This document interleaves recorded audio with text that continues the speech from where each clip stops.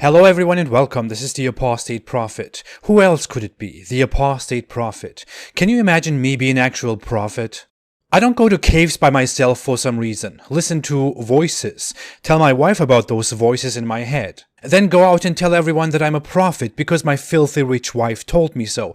But imagine I'm a prophet, and I tell you that I bring you the message of an almighty God who delivers his message through a mindless angel to me. After declaring my prophethood, a friend is very supportive of me and believes me very much. But this friend is also very annoying and tells me all the time that I should order my children to wear sunglasses because that way they appear cooler. I think that's a very stupid idea, so I ignore him all the time. Why would I tell my children to wear sunglasses? And finally, this friend of mine sees my children one day without sunglasses and says to them, "I see your eyes." So my kids come to me and tell me about it, and finally I think, come on, why do I have such a moronic friend? But the next day I go out and declare that God said, "Tell the believing children to wear sunglasses, at least at school. This is better for them and makes them appear really cool. Indeed, God favors cool-looking boys.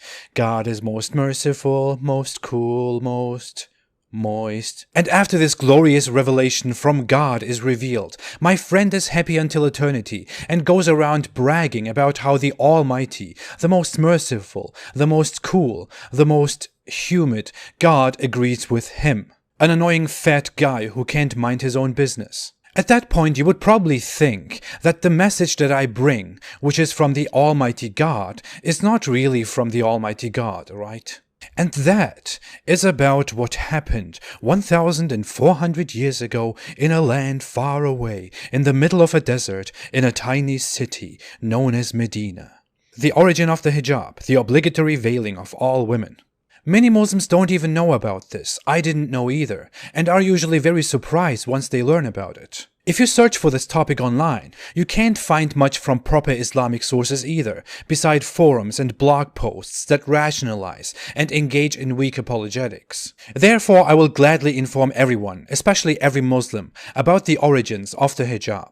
Muhammad was a little merchant in Arabia. He had a rich wife who supported his prophethood and funded it. At some time, Muhammad moved from Mecca to Medina, where he gained a lot of followers. By then, Omar, a pretty impulsive guy who loved strict rules and wanted to kill Muhammad in the past, had converted to Islam and was now one of Muhammad's close advisors. He would also become the second caliph in the future and rule over all Muslims. Muhammad loved flattering Omar. We see this in multiple hadiths where Muhammad praises Omar and even says that if there were to be a prophet after himself, it would be Omar. There are many hadiths in which Omar tells people, including Muhammad, what to do. But let's not even get into that and distract much from the topic. This topic is very important. Omar had some very special interest in the wives of Muhammad, of which Muhammad had many.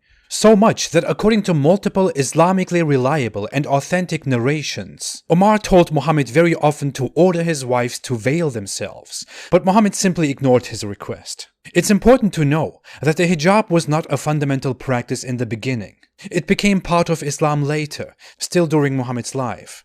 Many things in Islam happened this way, including the ban on alcohol or the 5 daily prayers. Now, according to at least 4 hadiths narrated by Aisha, Muhammad's child bride, one day one of Muhammad's wives, Sauda, left her house at night to go to answer the call of nature. That refers to going to the toilet. And when Omar saw her outside, he acted like a creep. Let's read the hadith. Narrated by Aisha. The wives of the Prophet used to go to Al-Manasi, a vast open place, to answer the call of nature at night. Omar used to say to the Prophet, "Let your wives be veiled," but Allah's apostle did not do so. One night, Sauda bint Zama, the wife of the Prophet, went out at Isha time, which is the last prayer time at night, and she was a tall lady. Omar addressed her and said, "I have recognized you, O Sauda. I have recognized you, O Sauda." He said so, as he desired eagerly that the verses of Al-Hijab, the observing of veils by the Muslim women, may be revealed. So Allah revealed the verses of Al-Hijab, a complete body cover excluding the eyes. Okay, a few things. Why is Omar telling Muhammad what to do with his wives? Why is Omar telling Muhammad, the holy chosen prophet, what rules to install? Why is Omar acting like a creep? But most importantly, why is Omar, a mere human, interfering in human interactions in order to trigger a divine revelation from Allah?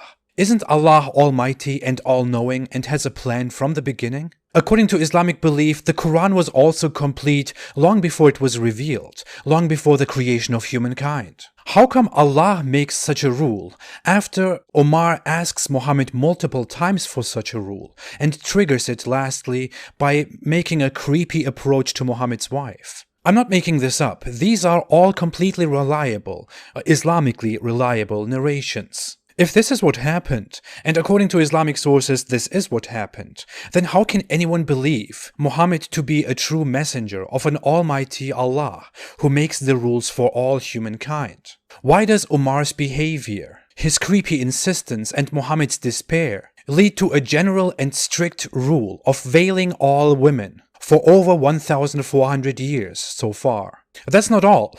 Omar's words in the future make the whole situation even more bizarre. Omar said reportedly that Allah, the Almighty One, agreed with him on 3 things, including the hijab. So Omar came up with an idea, and the Almighty God passed the law. In one hadith, we even see that Omar gave Allah more ideas. One day, Omar entered Muhammad's house and said to Muhammad's wives, "Stop troubling the Prophet, or Allah will give him better wives than you." Can you guess what happened next? Allah suddenly revealed a Quran verse through Muhammad. Perhaps his Lord, if he divorced you all, would substitute for him wives better than you, submitting to Allah, believing, devoutly obedient, repentant, worshipping, and fast, previously married and virgins. Aside from the fact that this Quran verse sounds very much like, "Hey, you are only women, behave yourselves," this is also coincidentally exactly what Omar said according to a hadith. I don't know.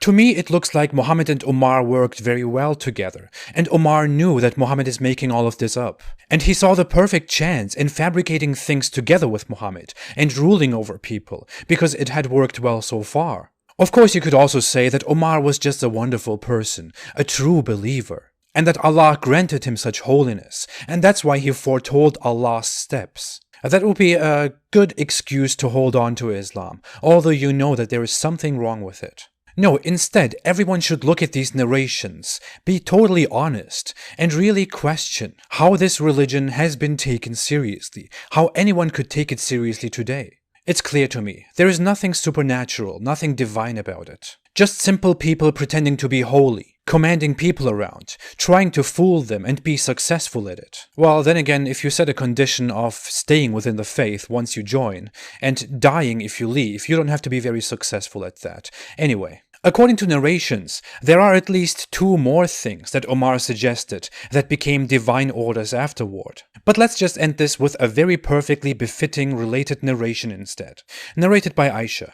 Sauda went out to answer the call of nature after it was made obligatory to observe the veil. Omar saw her and said, "O Sauda, by Allah, you cannot hide yourself from us, so think of a way by which you should not be recognized on going out." Sauda returned while Allah's apostle was in my house, Aisha's house, taking his supper, and a bone covered with meat was in his hand. She entered and said, "O Allah's apostle, I went out to answer the call of nature, and Omar said to me so and so. Then Allah inspired the Prophet, and when the state of inspiration was over, and the bone was still in his hand, as he had not put it down, he said to Sauda, 'You women have been allowed to go out for your needs.'" Muhammad receives revelations in a state of trance, and makes just another revelation. That just reminds me of something pretty odd and Turkish, or just Turkish, that I've seen in the past. A self-proclaimed prophet and Islamic scholar receiving divine inspiration during a live talk. Efendimiz bana lütfen cevap verebilir misiniz? Tabiyetim kabul olmuş mu diye. Bilmiyoruz.